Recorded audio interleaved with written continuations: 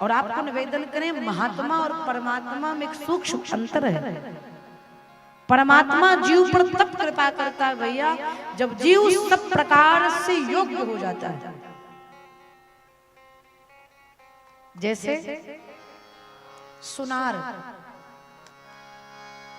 कोई है क्या इसमें? नहीं होगा। सुनार की दुकान पर जाइए, अगर आप सामान्य व्यक्ति से गए, सामान्य व्यवहार से गए, बड़े शॉप में जाइए, बड़ी दुकान पर शोरूम में जाइए और सुनार से कहिए हमको हीरा दिखाओ, हीरा। जब तक सुनार ये नहीं देख लेगा कि ये हीरा खरीदने आए हैं कि नहीं, केवल देखने आए हैं कि खरीदने आए हैं, तब तक वो हीरा निकालने वाला नहीं है। कहेगा लगा है कांच में, इसी से देख लीजिए, हम निकालेंगे नहीं। क्यों? हीरा अनमोल है। और उसी सुनार से कहिए चांदी का पायल दिखा दो, एक नहीं 15-20 ठो दिखाएगा। दिखाएगा कि नहीं? और कह दीजिए 15-20 ठो हीरे की अंगूठी दिखा दो, दिखाएगा, क्योंकि हीरा अनमोल है। उसी प्रकार से जब जीव का जीवन हीरे जैसा चमक जाता है तब भगवान उस पर कृपा कर देते हैं। लेकिन संत जीव को तब अपनाता जब वो हीरा नहीं, गंदगी से लिपटा हुआ चांदी रहता है। संत महात्मा कहते हैं, गुरु कहते आओ मैं तुम्हें धुल करके, स्वच्छ करके, पवित्र करके भगवान की कृपा का अधिकारी बना देता हूँ। ये संत का लक्षण है। वो एक दृष्टांत बहुत अद्भुत है। एक महात्मा जी नदी में स्नान कर रहे थे, स्नान करके डुबकी लगाकर उठे तो देखा एक भिक्षु, भिक्षु समझ रहे हैं ना, भिक्षु नदी में जल में बह रहा था। महात्मा जी ने उसको लगा, महात्मा जी बोले ये तो बह जाएगा, इसको किनारे ले जाना चाहिए। संत का यही काम है। इस संसार सागर है, समुद्र है, इसमें हम आप बह ना जाएं, इसलिए संत के चरण को पकड़ करके थोड़ा किनारे लगने का प्रयास करें, वरना बह जाएंगे भैया। 100% कन्फर्म। महात्मा जी ने जैसे उसको बिच्छू को अपने अंजल में उठाया, बिच्छू ने डंक मार दिया। डंक मारा तो छूट गया हाथ, छूट गई हाथ से। महात्मा जी ने फिर प्रयास, फिर उठाया, फिर छूट गई।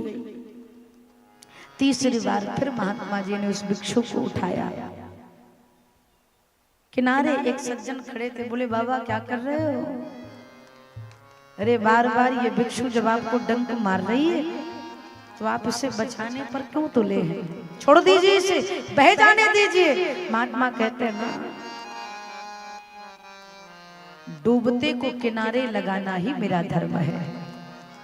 मेरा काम है डूबते को बचाना, और भिक्षु का स्वभाव है डंक मारना। अरे भैया, जब ये भिक्षु होकर के अपने स्वभाव को नहीं बदल रही है तो मैं मनुष्य होकर के अपने स्वभाव को कैसे बदल दूं?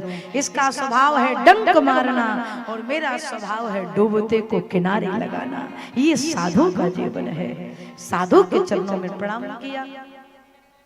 संत के चरणों में प्रणाम करने के बाद सत्संग की महिमा को कहते हैं, हरि हर कथा विराजत वेनी, सुनत सकल मुद मंगल देनी।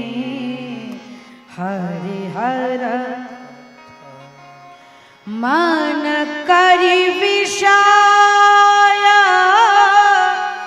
अनल बन जरहि, परंतु हो ही सुखी जो एहि सर परहि, सुखी मीन जे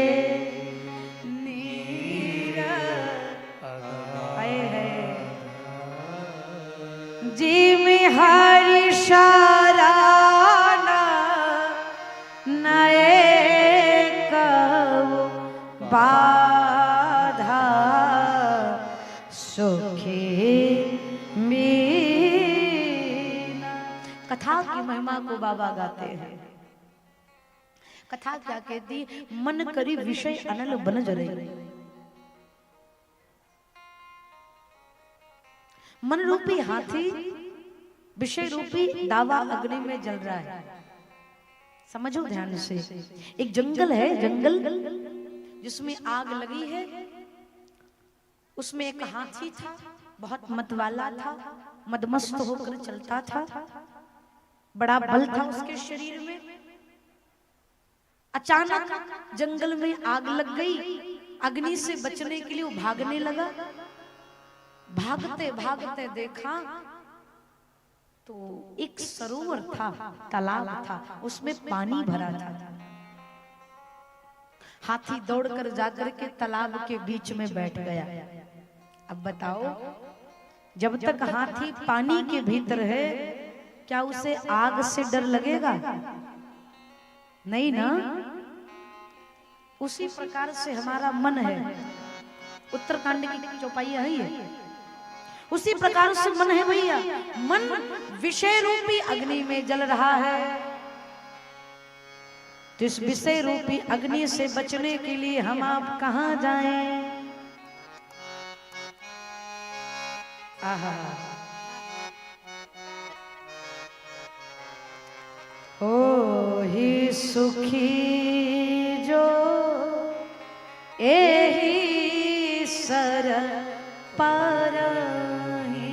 जिस प्रकार अग्नि से बचने के लिए वो हाथी सरोवर में, तालाब में जाकर बैठ गया, उसी प्रकार से हम अपने मन के संताप को समाप्त करने के लिए रघुनाथ जी की कथा रूपी गंगा में आकर बैठ जाएं। जब तक कथा में बैठे रहेंगे और अगर हमारा मन कथा में लग रहा है तो हमें कोई संताप समाप्त करने वाला नहीं है।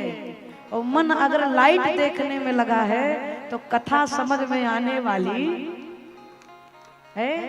पंडाल देख देख 3 घंटा बीत जाए। कहो,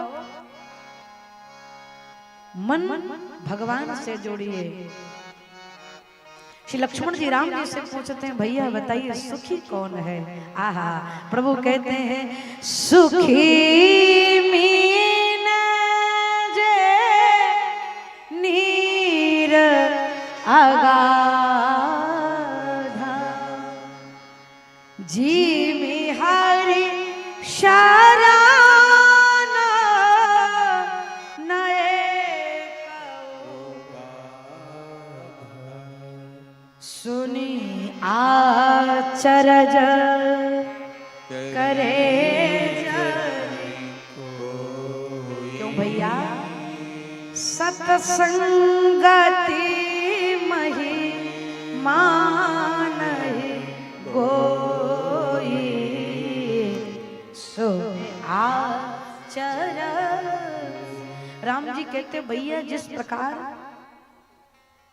मछली अगर जल में है, सुखी मीन जे नीर अगाधा, जल लबालब भरा है और उसमें मछली है, तो मछली खुश होगी कि दुखी?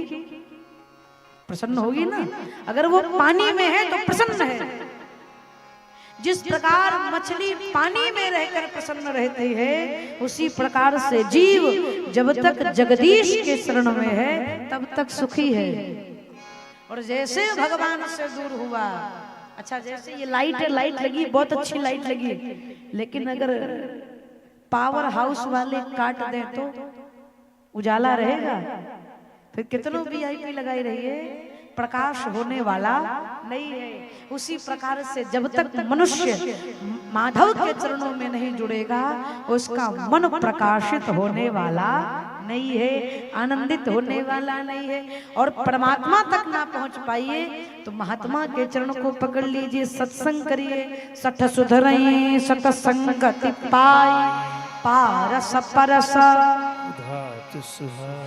बिनु सत्संग विवेक न होई। और ये सत्संग राम कृपा बिनु सुलभ न सोई। ये सत्संग बिना भगवान की कृपा से प्राप्त होने वाला नहीं है। सत्संग करिए, 60 सुधरई सत्संगत पाई।